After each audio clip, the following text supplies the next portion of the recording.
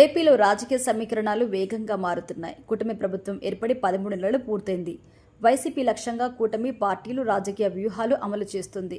జగన్ పర్యటనతో వైసీపీలో తిరిగి జోష్ కనిపిస్తోంది. ఎన్నికల్లో ఓడిన తర్వాత పలువురు ముఖ్య నేతలు వైసీపీని వీడారు. కూటమి పార్టీలో చేరారు. ఇప్పుడు చేరికలు తగ్గాయి. ఇదే టైంలో వైసీపీ వీడిన నేతలు తిరిగి పార్టీ నేతలతో టచ్ లోకి వస్తున్నారు. ఇదే టైంలో వైసీపీని వీడి తాజా ఎన్నికల్లో కాంగ్రెస్ నుంచి పోటీ చేసిన కీలక నేత తిరిగి రీ ఎంట్రీ ఇస్తున్నట్టుగా తెలుస్తోంది. 2024 ఎన్నికల్లో 11 సీట్లకి పరిమితమైన వైసీపీ తిరిగి కోలుకునేందుకు వేగంగా అడుగులేస్తోంది. జగన్ పర్యటనకు వస్తున్న స్పందన ఆ పార్టీలో జోష్ పెంచుతోంది. ప్రభుత్వం పైన భారీ వ్యతిరేకత ఉందని, తిరిగి తామే అధికారంలోకి వస్తామని జగన్ ఇప్పటి నుంచే ధీమాగా చెబుతున్నారు. వరుస కేసులపైన తొలుత వైసీపీలో ఆందోళన కనిపించినా ఇప్పుడు మార్పు అయితే కనిపిస్తోంది. ఇక పార్టీని విడిన నేతలు కూటమి పార్టీలతో గుర్తింపు లేక డైలమా పరిస్థితుల్లో ఉన్నారు. అదేవిధంగా వైసీపీలో కీలకంగా వ్యవహరించిన విజయసాయిరెడ్డిని సైతం తిరిగి పార్టీలోకి రావాలని జగన్ ఆహ్వానించినట్టుగా తెలుస్తోంది. ఇప్పుడు ప్రకాశంకి చెందిన ఒక ముఖ్య నేత తిరిగి వైసీపీ వైపు చూస్తున్నట్టుగా తెలుస్తోంది. చీరాలకి చెందిన ఆమంచి కృష్ణమోహన్ ప్రెజెంట్ కాంగ్రెస్ లో ఉన్నారు. గత ఎన్నికల్లో కాంగ్రెస్ అభ్యర్థిగా పోటీ చేశారు. 2009లో కాంగ్రెస్ ఎమ్మెల్యేగా గెలిచిన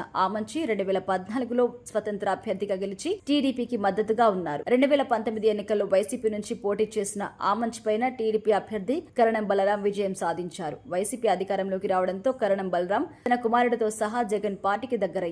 దీంతో చీరాల ఇన్ఛార్జిగా కరణం వెంకటేష్ నియమించారు. ఆయనపై వైసీపీ అభ్యర్థి పోటీ చేశారు. ఈ పరిణామాలతో వైసీపీ విడిన ఆమంచి కాంగ్రెస్ నుంచి పోటీలో నిలిచారు. అయితే 2024 ఎన్నికల్లో చీరాల నుంచి టీడీపీ విజయం సాధించింది. కాంగ్రెస్ నుంచి పోటీ చేసిన ఆమంచికి 41,859 ఓట్లు వచ్చాయి. ఇవి పార్టీ కంటే వ్యక్తిగతంగా ఆమంచికి ఉన్న పట్టు కారణంగా వచ్చిన ఓట్లనే భావించాలి. ఇక ఆమంచి తొలుత జనసేన వైపు వెళ్లేందుకు ప్రయత్నాలు చేశారనే వాదన కూడా ఉంది. ఇక ఇప్పుడు తిరిగి వైసీపీలోకి వస్తారని చెబుతున్నారు. జనసేనలోకి వచ్చిన ఆమంచి టీడీపీకి సిట్టింగ్ స్థానం కావడంతో వచ్చే ఎన్నికల్లో పొత్తు కొనసాగినా జనసేనకు ఇచ్చే అవకాశం ఉండకూడదు అని కూడా భావిస్తున్నారు. అయితే చీరాల అద్దంకి విషయంలో జగన్ ఫైనల్ నిర్ణయం కీలకంగా మారబోతోంది. దీంతో ఇప్పుడు ఆమంచి తిరిగి పార్టీలో చేరుతారనే చర్చ వేళ తుది నిర్ణయం ఏంటి అనేది ఆసక్తికరంగా మారింది.